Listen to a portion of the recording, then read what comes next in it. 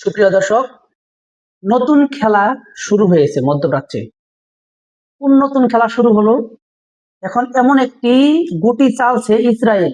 দেখেন, যখন Iran, Israel, America এই তিনটি দেশের যখন যুদ্ধ চলতেছে বা এখনো পর্যন্ত যে পরিস্থিতি, থমথমে পরিস্থিতি, যে কোনো মুহূর্তে যুদ্ধ লেগে যেতে পারে। এরই মধ্যে কিন্তু নতুন করে একটি নিউজ এসেছে, সেটি হলো ইরানের সমর্থিত যে হুতি বিদ্রোহীরা রয়েছে, হুতি গোষ্ঠী রয়েছে, তাদেরকে ইয়েমেন সরকারের যেই বাহিনী, সেনাবাহিনী, তারা কিন্তু হুতিদের আস্তানা লক্ষ্য করে একের পর এক হামলা চালায় এবং 3 জন হুতি কিন্তু নিহত হয়। দেখেন, এমনটাই যদি হয় মধ্যপ্রাচ্য বা মুসলিম দেশের ঘটনা, ইসরায়েল চাচ্ছে তারা যাতে করে এখন এই বিশৃঙ্খলাটা যদি ইয়েমেনের সরকার এবং হুতি বাহিনী তাদের মধ্যে যদি ভালো করে একটি যুদ্ধ লাগিয়ে দেওয়া যায়, তাহলে কিন্তু ইসরায়েলের পক্ষে কিন্তু লাভ হবে। দেখেন, এই হুতিদের নিয়ন্ত্রণ করছে কিন্তু ইরান। তো ইরানের শক্তি এই হুতিদেরকে দিয়ে কিন্তু হুরমুজ প্রণালীতে তারা কিন্তু আক্রমণ করে, বা যে কোনো সমস্যা হলে কিন্তু হুতিরা কিন্তু ইরানের পাশে থাকে। তাই এখন যেই খেলাটি খেলেছে ইসরায়েল, তারা ইয়েমেনের সরকারের সাথে হাতে হাত মিলিয়েছে এবং ইয়েমেনের সরকার ইসরায়েল এবং আমেরিকার সাথে হাত মিলিয়েছে। তার পরিপ্রেক্ষিতে এখন কি হতে যাচ্ছে সেটি হলো, এই ইরান যখন মধ্যপ্রাচ্য, লেবানন, ইয়েমেন, সিরিয়া, এই 3টি দেশে তাদের যে বাহিনীগুলা রয়েছে, প্রক্সি বাহিনী, প্রক্সি গ্রুপ, তাদেরকে নিয়ে কিন্তু একটি গ্রুপ, প্রক্সি গ্রুপ করেছে এই ইরান।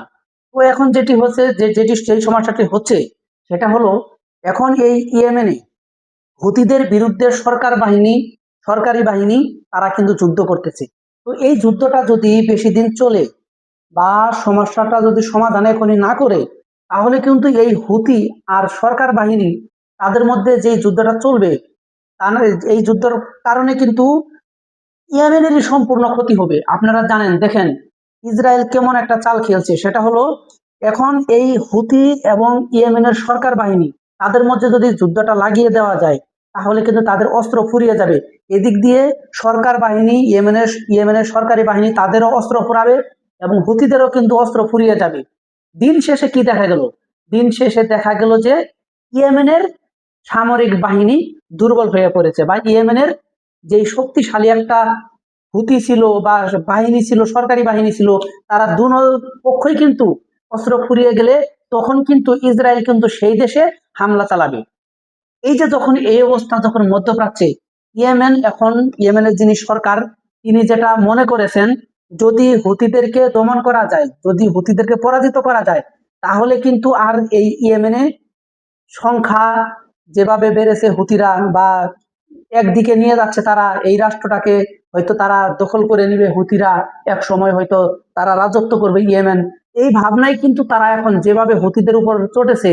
তাহলে দেখেন, যখন ইসরায়েল দেখতেছে যে এইভাবে যদি তাদের ভিতরে যদি একটা দ্বন্দ্ব বাঁধিয়ে দেওয়া যায়, তাহলে কিন্তু ইরান দুর্বল হয়ে পড়বে এবং ইয়েমেনের যেই সামরিক বাহিনী বলেন, সরকারি বাহিনী যারা রয়েছে, সামরিক বাহিনী, তাদেরও অস্ত্র ফুরিয়ে যাবে, ওদিকে হুতিদেরও অস্ত্র ফুরিয়ে যাবে।